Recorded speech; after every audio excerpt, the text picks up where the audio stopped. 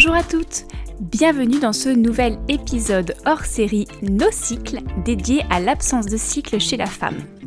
Un format d'épisode conçu pour les femmes souffrant d'aménorrhée secondaire par des femmes souffrant ou ayant souffert également de cette absence de cycle. Moi-même, j'ai connu une période de no-cycle qui a duré beaucoup trop longtemps, près de 10 années masquée en partie par la prise de la pilule contraceptive.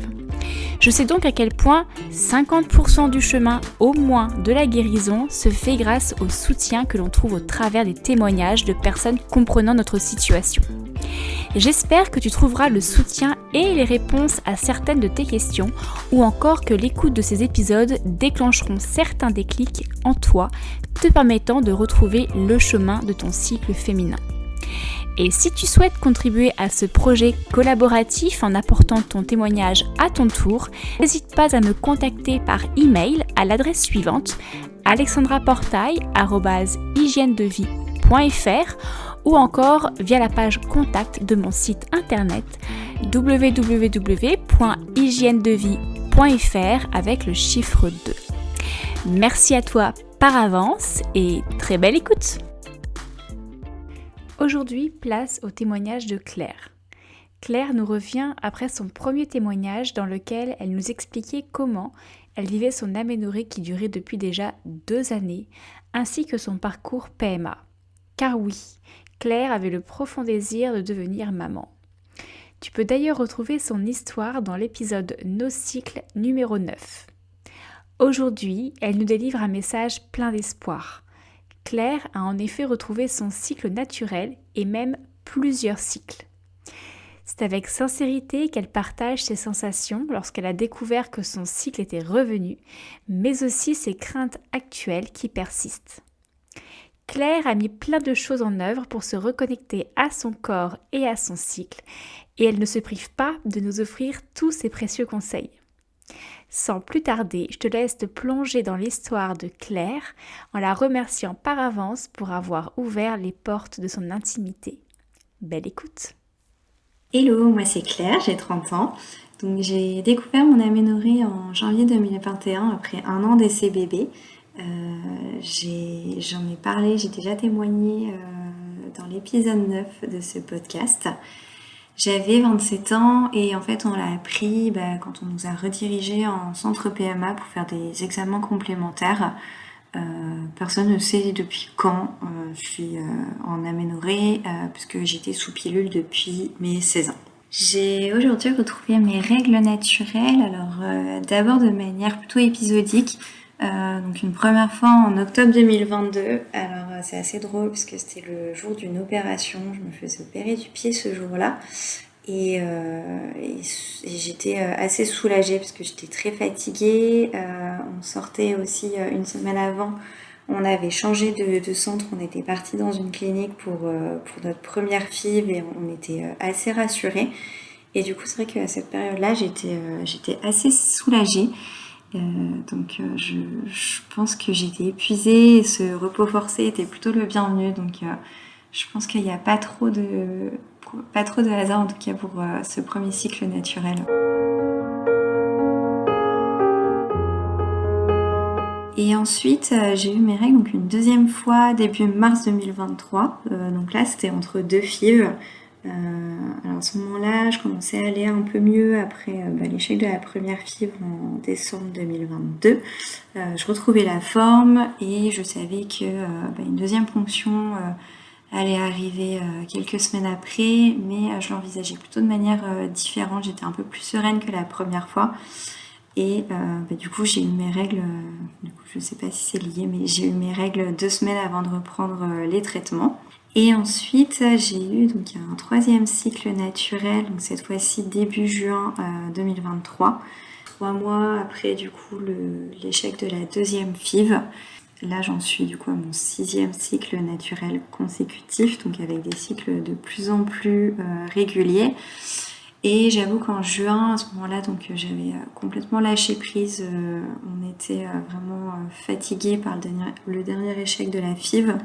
Et on avait prévu du coup de faire une pause pour vraiment profiter de l'été, penser à autre chose. Donc ça faisait plus de 2 mois que j'avais plus du tout de traitement. Mon corps allait quand même beaucoup mieux, j'étais enfin vraiment reposée, je faisais moins d'insomnie, j'étais de meilleure humeur et j'avoue que ça m'était pas arrivé depuis très très longtemps en tout cas d'être aussi sereine dans ma vie et dans mon corps.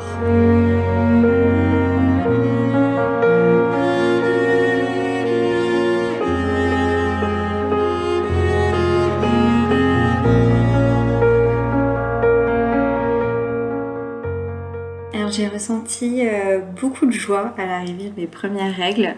Je rigolais parce que je me disais que c'était l'adolescence qui arrivait parce que pour moi c'était à nouveau, pas nouveau pour moi et assez inattendu.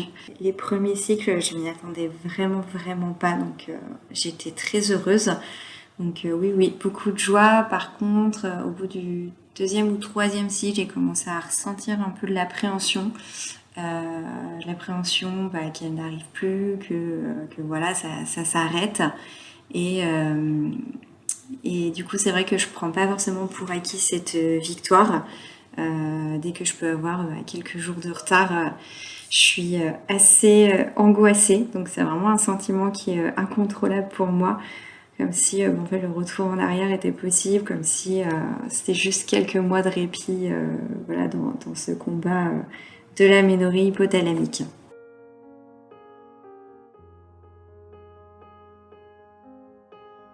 C'est difficile de vraiment trouver la cause de cette aménorrhée et dire ce qu'il a vraiment engendré, parce qu'on ne sait pas quand ça a commencé.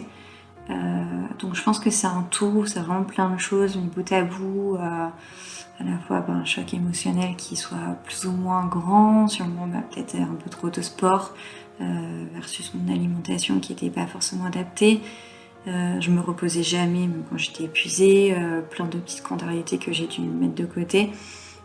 Et je me rends compte que j'avais aussi un rapport avec mon corps qui était assez compliqué.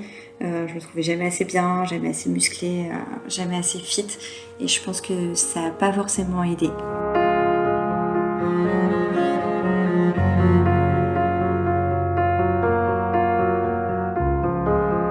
Depuis, j'ai fait un très long chemin, très long chemin. Donc ça a commencé avec ce désir d'enfant qui n'arrivait pas. Donc au début, j'ai plutôt travaillé là-dessus parce qu'en fait, c'est mon objectif ultime. Et à un moment donné, en fait, j'ai compris qu'il fallait plutôt que je revienne à la base, donc c'est-à-dire mon corps. Avec cette aménorrhée, en fait, mon corps m'a juste dit qu'il allait mal et j'ai mis quand même beaucoup de temps à le comprendre. Du coup, je me suis entourée des bonnes personnes qui me faisaient du bien. Je suis allée voir une psy que je vois toujours aujourd'hui. J'ai une ostéopathe qui est vraiment formidable. J'ai fait des séances d'acupuncture et je suis également suivie par une naturopathe. Donc j'ai mis du temps à trouver les bonnes personnes, mais maintenant que je les ai trouvées, je peux dire que c'est vraiment important d'être bien entourée et c'est vraiment ça qui peut faire aussi la différence. Ensuite, j'ai repris le sport parce que j'avais complètement arrêté pendant 2 ans avec les traitements PMA. À l'époque, je me disais qu'il fallait vraiment que je garde toute mon énergie pour les traitements, donc j'ai préféré tout stopper. Et puis, j'avoue, j'étais aussi vraiment épuisée.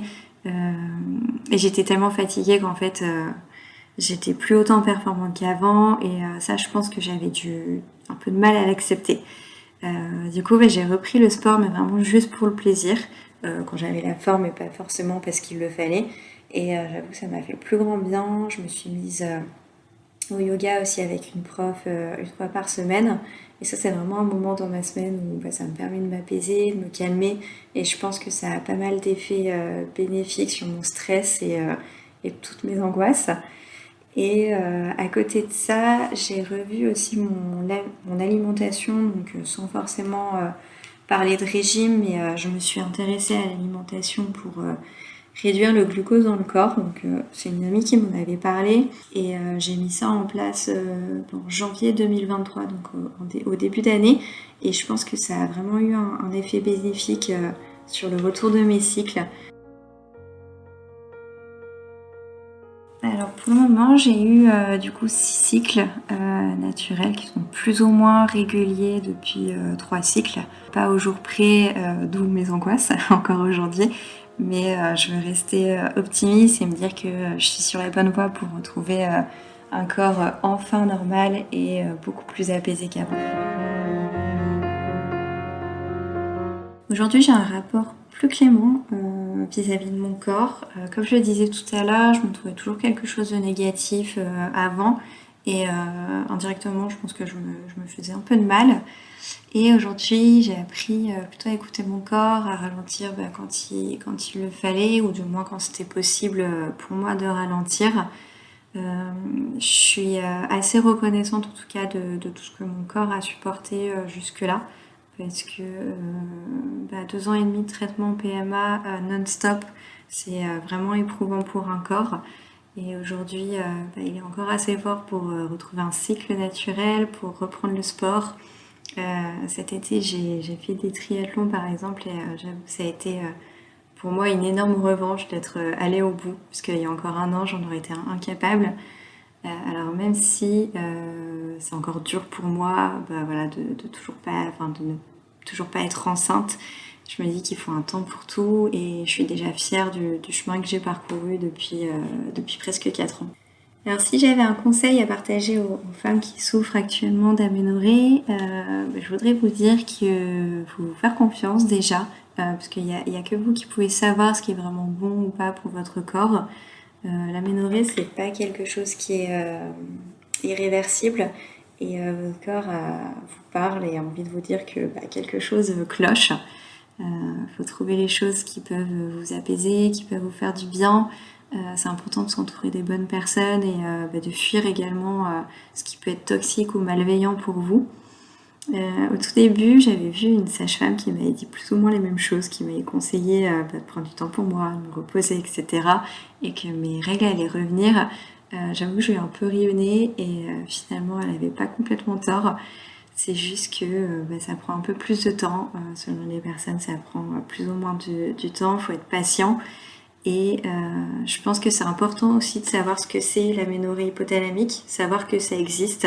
Parce que moi, quand on m'en a parlé, ça m'est un peu tombé dessus et j'en avais jamais entendu parler.